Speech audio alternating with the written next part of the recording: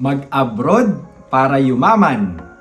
Minsan ba sa buhay mo ay naisip mong mangibang bansa at doon makipagsapalaran dahil sa Pilipinas ay tila napakahirap magkaroon ng maayos na buhay? Lalo na ngayon na kung saan ang presyo ng mga bilihin ay pataas ng pataas, ngunit ang sahod mo ay ganoon pa rin.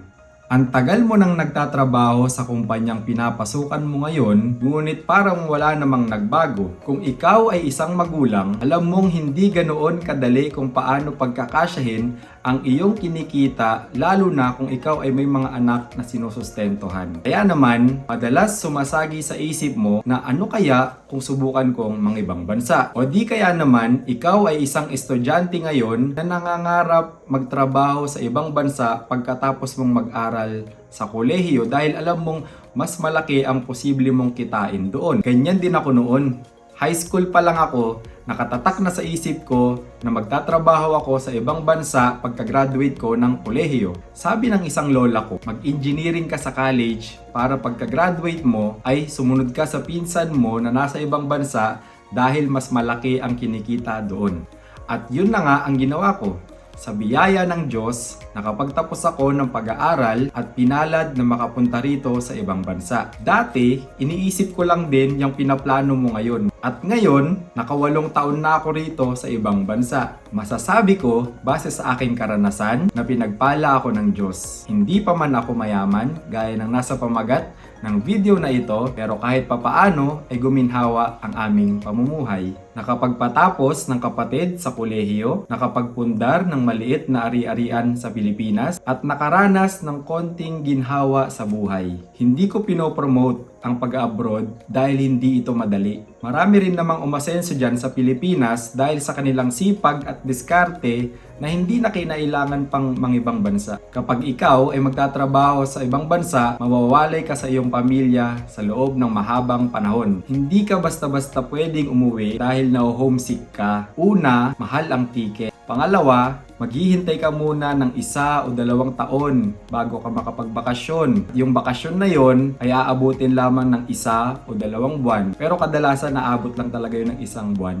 Madalas, iisipin mo pa na imbis na umuwi ka, ay ipapadala mo na lang ang perang naipon mo sa pamilya mo sa Pilipinas para meron silang pambili ng kanilang mga kailangan o yung mga gusto nilang bilhin. Kaya ang ending, sasabihin mo sa sarili mo na next year na lang ako uuwi hanggang sa inabot ka na ng ilang taon na hindi nakauwi gaya ko. Pero kung handa ka naman sa mga bagay na iyon, desidido ka na talagang mangibang bansa, ay umpisan mo nang maglakad ng mga documents mo. Napakabilis lumipas ang araw. Ang tagal na yan sa isip mo, ang daming video na nakatulad nito ang napanood o napakinggan mo. Kung hindi mo aasikasuhin yan ngayon, matatapos na naman ang 2025 na wala na namang nangyari. Wala namang ibang gagawa niyan para sa'yo kung hindi mo sisimulan.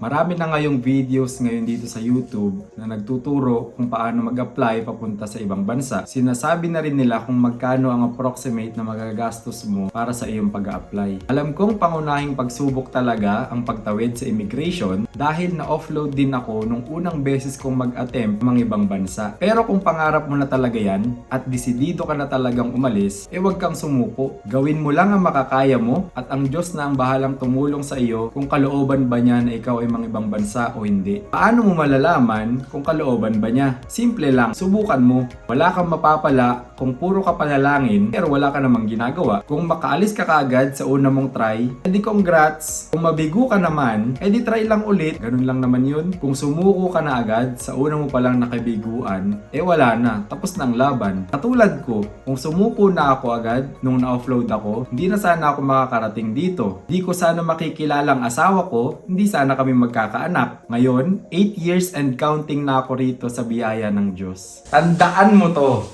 Di bali nang mabigo ka sa mga ginagawa mo sa buhay, ang mahalaga, sinubukan mo at natuto ka.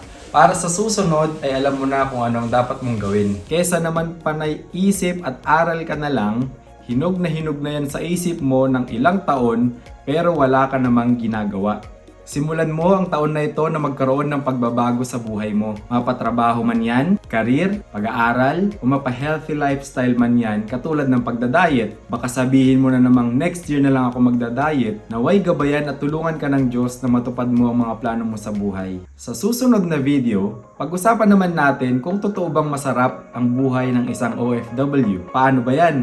Hanggang dito na lang muna ang ating usapang reality. Hanggang sa muli nating pagkikita, paalam!